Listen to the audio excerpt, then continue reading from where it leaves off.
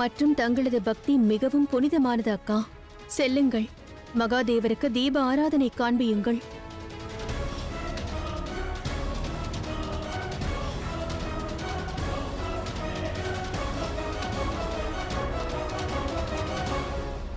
சற்று பொறுங்கள் தாயே. இவர்கள் ஏதேதோ கூறி தங்கள் மனதை கலக்கிறார்கள். தங்கள் உரிமையை விட்டுக் கொடுக்க வேண்டாம்.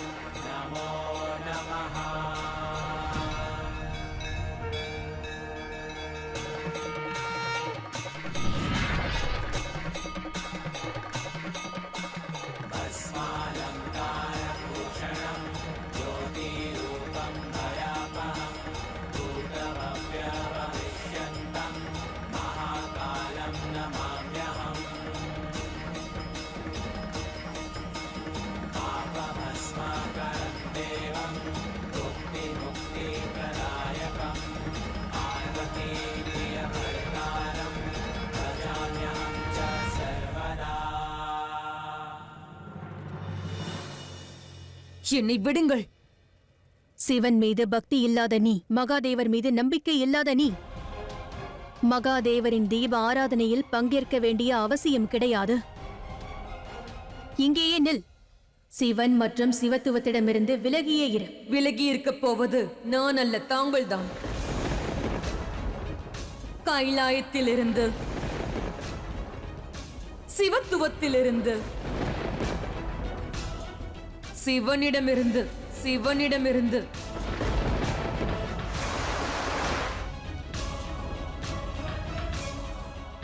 பார்வதி கைலாயம் துறந்து பலமுறை சென்றிருக்கிறாள். ஆனால் சக்தி சிவனை விட்டு பிரிந்ததில்லை. இனியும் சிவனை பிரியப் போவதில்லை. இனியும் சிவனை பிரியப் போவதில்லை.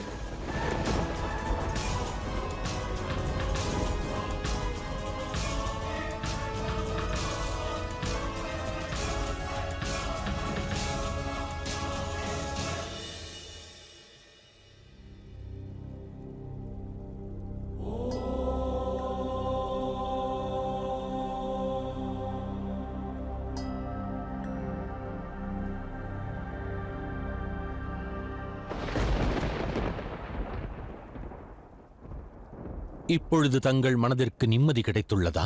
நான் கோருவது மகாதேவரை. எனக்கு எவ்வாறு நிம்மதி கிடைக்கும்?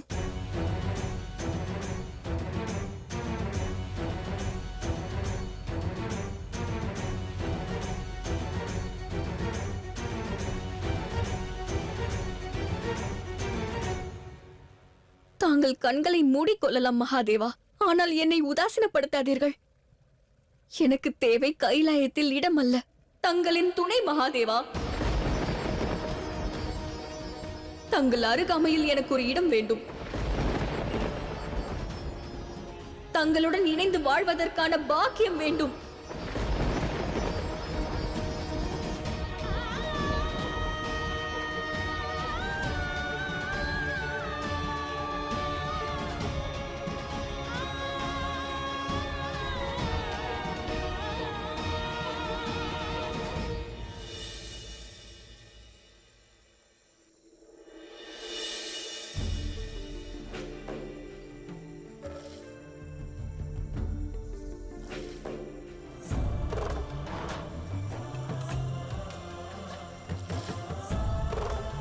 மனைவியும் காதலியும் ஒன்றாக தீப ஆராதனை காண்பிக்க தேவையில்லை.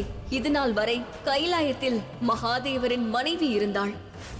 இன்று முதல் மகாதேவரின் காதலியும் இருப்பாள்.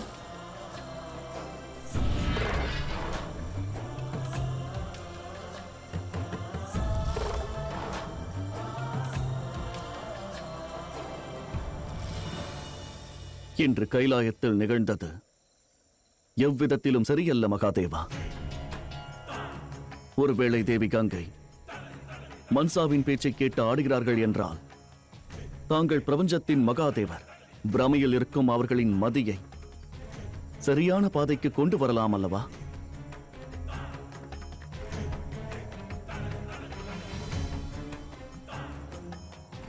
தாங்கள் அறிந்திராததா? தனிநபரின் மன விருப்பங்களை மாற்றுவது அவர் சிந்தனையை சீர்குலைப்பது. சிவன் மற்றும் சக்தி ஆற்றும் கடமைக்கு களங்கமாகும். பிரபஞ்சத்தில் உள்ள அனைத்து ஜீவராசிகளுக்கும் நாங்கள் சிந்திக்கும் திறன் தந்தோம்.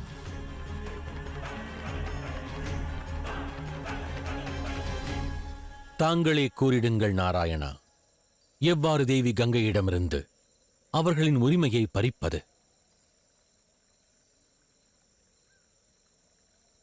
இந்த யுத்தம் தேவி பார்வதிக்கும் தேவி கங்காவிற்கும் இடையிலானது. இதற்கான தீர்வை அவர்களே கண்டறிய வேண்டும். இனி எதற்கும் தீர்வு கிடைக்காது மகாதேவா.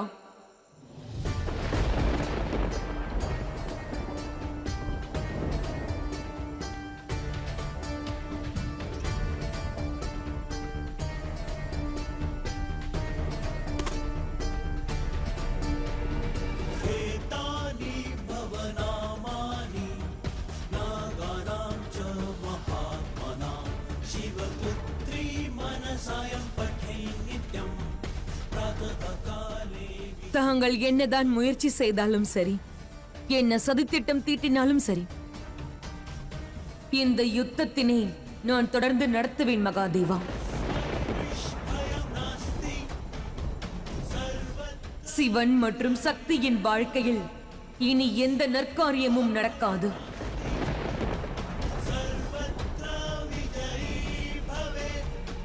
தாங்கள் துவக்கத்திலேயே இவ்வாறு அஞ்சி நடுங்கினால் முடிவை எவ்வாறு எதிர்கொள்வீர்கள்?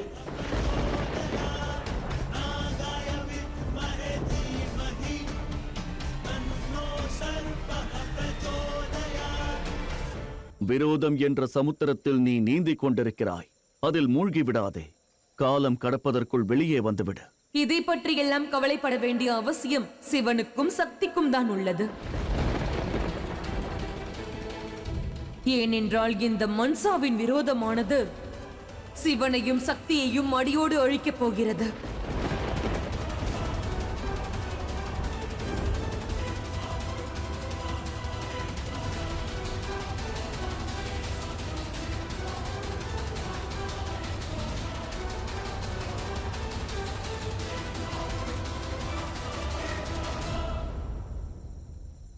நள்ளிரவாகிவிட்டது மன்சா.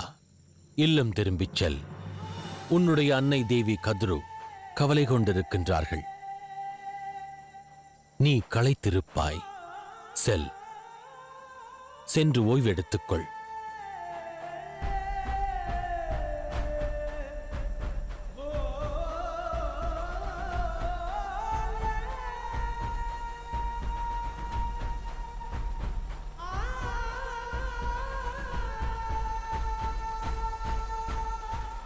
சிவனை பற்றி அறிய வேண்டுமென்றால் வன்மத்தின் திரையை விலக்கு மன்சா. அப்பொழுதுதான் உனக்கு விளங்கும். மகாதேவர் இக்கணம் வரை ஒரு தந்தையாக மகளுக்கான மரியாதையை அளிக்கிறார்.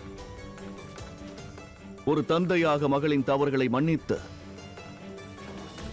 உனக்கான கௌரவத்தை தந்து கொண்டிருக்கிறார் என்பதை நீ மறவாதே. என் விரோதத்திற்கான காரணமும் அதுதானே நாராயணா.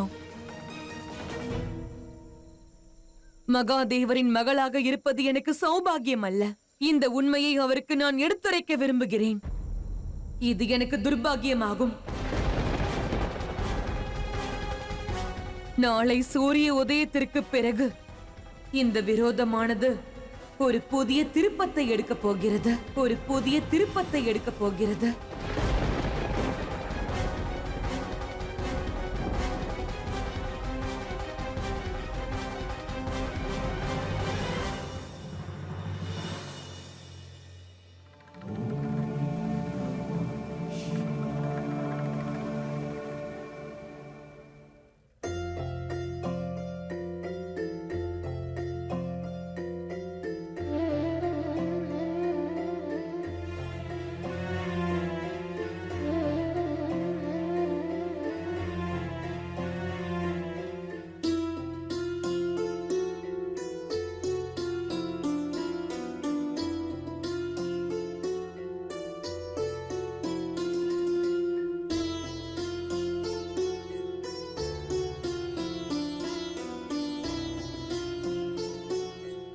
அனைவரும் எங்க இருக்கிறீர்கள்?